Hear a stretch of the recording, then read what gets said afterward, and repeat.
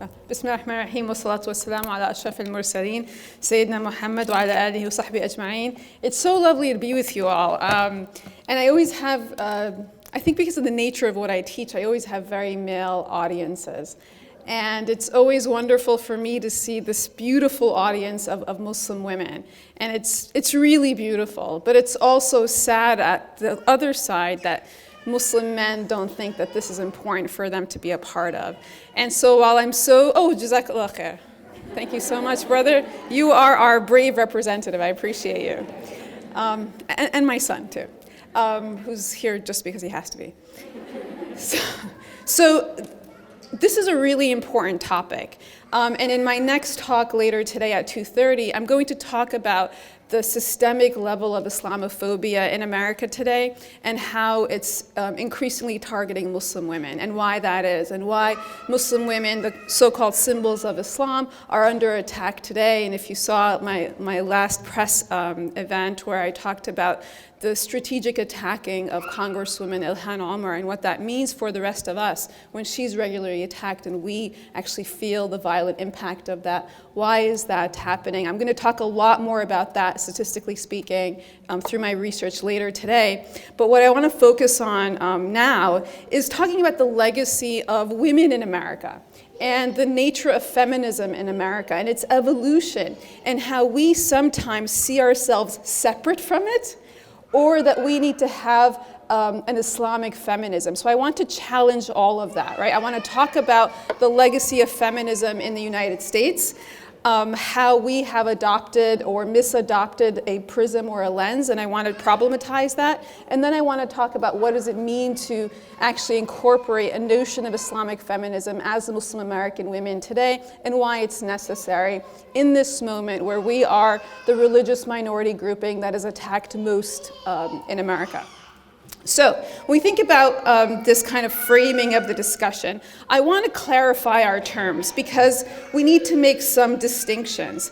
When we talk about Islam and, for example, the Arab Middle East, we talk about it as an experience over there. And I want to decouple our understanding of experiences of Islam with Islam as well.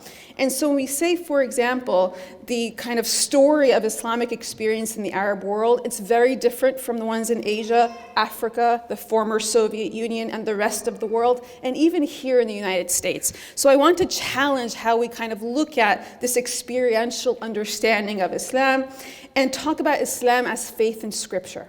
Right? Really taking it to its essence so that we can understand how it's extremely important for us to understand the Islamic feminist narrative in our everyday lived experiences here in the United States.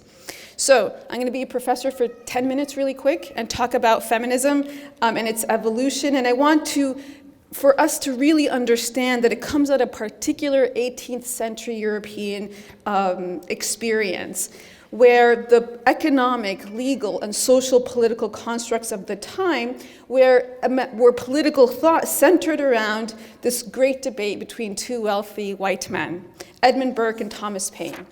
And they criticized the idea of natural rights as a rationale for violent revolution, and they both defended it, focusing on naturally the relative rights of men. And so through philosophers that come later, like Mary Wollstonecraft, feminism arises as a counter to this based on the natural right of men and the rationality of men, arguing that women indeed were fundamentally rational beings.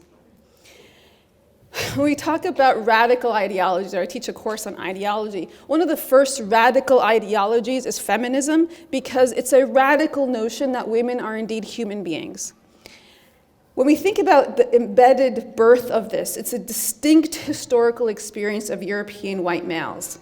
And it emerges as a reaction to this. So today, when I'm asked to say, can you talk about Islam and feminism, and connoting that these are like by default two separate things, that they're two separate entities that we as enlightened Muslims in the West are putting in conversation for the first time together because they otherwise would not meet.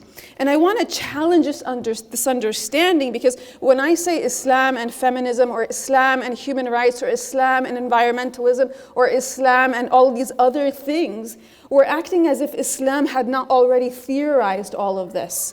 And that we are, for the first time, putting them in conversation because we need to talk about, does Islam give us rights, right? And when we continue to talk about Islam and rights through this prism that is a Western European construct where the debate was on the rationality of women are indeed human beings, and we want to negotiate Islam with it, what we end up doing is stripping our faith of its beauty, its core essence, and everything that's imbibed within it in terms of rights and who we are as persons in front of Allah. And so I really want us to challenge this notion. So when we talk about women's rights today, we actually talk about them in the Western construct as separate from men's rights, right? This does not exist in Islam, right? That women's rights are separate, right? And I'm going to go through this in a bit more detail. So what I want us to do, all of us today, is to stop defining us, ourselves, and defining our faith not by what Islam is not, but by what it is. And so when we do that, we break the kind of narrow boundaries of these Western theories, and we open up the unlimitedness of our own. And so it's not Islam and feminism, or women's rights, or Islam and the preservation of humanity, but the preservation of humanity, which is the core essence of our rights as Muslims, is the essence of Islam. And by looking at the issue in this light, we can begin to deconstruct the assumption that they're separate, right? And that we, for the first time, or Muslims in the West, are going to start negotiating this understanding of rights of women as if it had not already been theorized. So let's begin. When we think about the notion of feminism in the West, the topic itself centers on the questions of personhood, identity, the body, and agency. And in some respects, it comes from the assumption that he is the subject, he is the respect, he is the individual, and we are the other, right? It comes from this assumption. And we think about what this means. The other women are non-subject, non-person, non-agent. In essence, we are mere bodies. And that's why politics is often, both here and in the Middle East and throughout the world, negotiated on the bodies of women. And I want us to be very careful that sometimes we actually pick up these narratives and negotiate politics on our own bodies. And I want to challenge that. So when we think about law, practice, structure, cultural stereotypes, women's selfhood, being insan, really, selfhood in the West has been subordinated, diminished, belittled, and outright denied. So we're cast as lesser forms. And it's really important for us to understand the legacy of feminism in the West, especially in the United States, because our experiences, whether we like it or not, are fundamentally tied to this. And so feminism has this interesting relationship to power, where the more active women are in society, the more suspect they become. The more active and visibly active women are in society, the more suspect they become. They become accused of being social agitators, of bringing down the family, of bringing down morality, and attempting to undermine state power. And in many ways, activist women here in the United States have always been referred to, one of my colleagues says, suspect citizens, where women who, in their attempt to be active members of democracy, are seen as undermining it. And so all of us who want to be active members of society as women, as Muslim women, as women of color, as immigrants, as refugees, have all of this against us because all women in the West who are active are seen as what? Trying to undermine the status quo and cultural norms where women are meant to be invisible.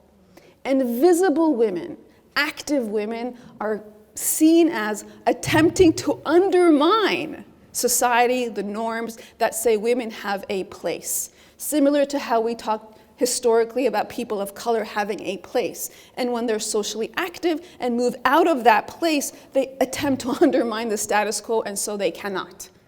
And so I want us to understand why, and I'll talk more about this later tonight, the notion of a visibly active woman, add to that a Muslim woman, a woman of color, becomes exponentially more threatening to the status quo. And so this is what we need to be aware of in terms of this legacy of women in the West and what they go through. And that's just the first wave, where we're talking about officially mandated inequalities, where women were trying to gain the right to vote, right? To be equal citizens, right? We're talking about still back then. The second wave of the 1960s were focused on unofficial inequalities, about increasing economic opportunity for women and ending social discrimination against women, right? And so we're still struggling this, coupled with the civil rights movement, about are women supposed to have equal access to opportunity?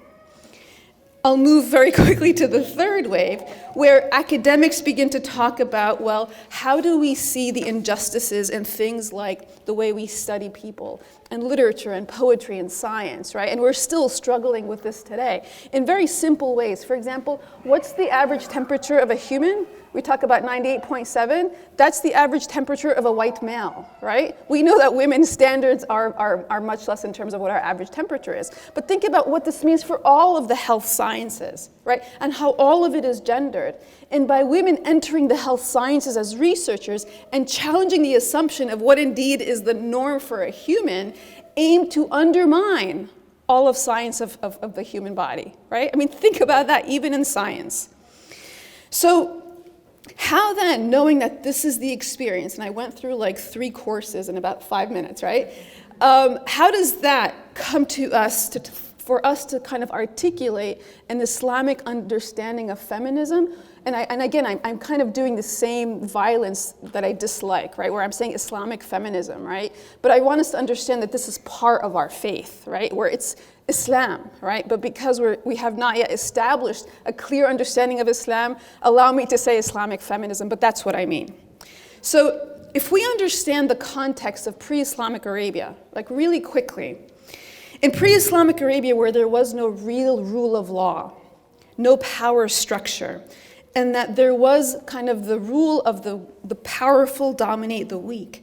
And so as a byproduct of this system, in many regards, was the oppression of women, where we know about female infanticide. I mean, imagine this, burying girls alive. And girls were seen as like burdens and disgrace, and boys were valued so much more. Boys brought wealth, girls brought burden.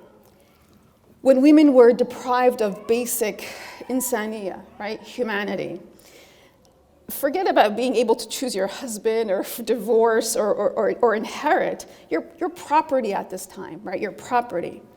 And the only ruling structure is the powerful tribal structure. And so a society like that looks at power as the ordering principle of society, right? What organizes society? It's that power structure.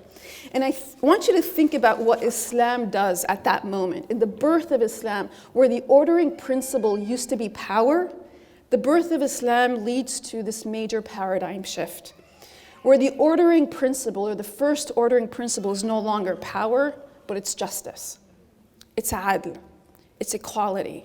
It's that, right? Which brings what we're going to talk about in terms of humanity in a few minutes. This principle of iman brings this, the first ordering principle in Islam is no longer power, but it's justice. And the right to justice becomes the first human right in Islam. Right? It becomes the first human right. And this is really important because Islam has given humanity, and I want you to listen to the nuance in the Quran. It says, we've sent messengers with scriptures with clear signs. Why? So that mankind upholds justice. This is why all of our prophets were sent. Justice in this ayah comes before ihsan, adl before ihsan. And what is ihsan? It's the highest level of iman. So the establishment of justice, equality, becomes first. And it's not for men, it's for all.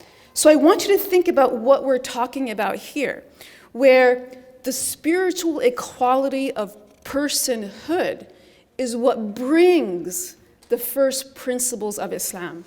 And so here we start to see that women, 1,400 years ago, I mean, think about what the establishment of the masjid does, right? And the masjid, I just want you to think about a space where everyone can enter. And who's everyone? It's not privileged white men. It's not men. It's everyone. And who enters first? It's women and the poor and the former slaves, those who had been historically denied personhood. And so if that is our Islamic legacy, right, to be members of society, like I really want you to think about the first democratic space is an Islamic space, right? The first democratic space, don't ever build everything, can democracy come to the Middle East? No, no. The first democratic space is an Islamic space where everyone enters. Everyone matters equally, right? We're not negotiating whether women are equally human, what they're still going to do 400 years later in the West. And so when we talk about Islamic empowerment, it is the principle of Islam. And if it's denied to you by anyone, especially a male power structure here in the West, or anywhere else, because it still exists everywhere, then essentially what we're being denied is our ability to practice our faith as it was designed for all of us. And so when we think about the social political structure of the West today, where women, right, how much do women earn for every man's dollar? 76 cents? And how much do women of color, actually black women, earn for every man's dollar? 64 cents? And what we learned last year on International Women's Day is that Hispanic women earn how much for every man's dollar? 43 cents. Less than half. So what that means for all of us is by the time the fall rolls around, we're now working for free. And what that means for women of color, by the time the summer begins, they're working for free. And those are the structures of injustice. They permeate in everyday life. Where, for example, the debate happening in Texas, and I don't want to get controversial, is not about a religious access to abortion, but it's at how we control women's bodies. Not in what they can do, but in where they can go, and how we can limit their negotiation in space, right? And so I want you to be aware of certain negotiations here in the West are really about the elimination of women from the public sphere.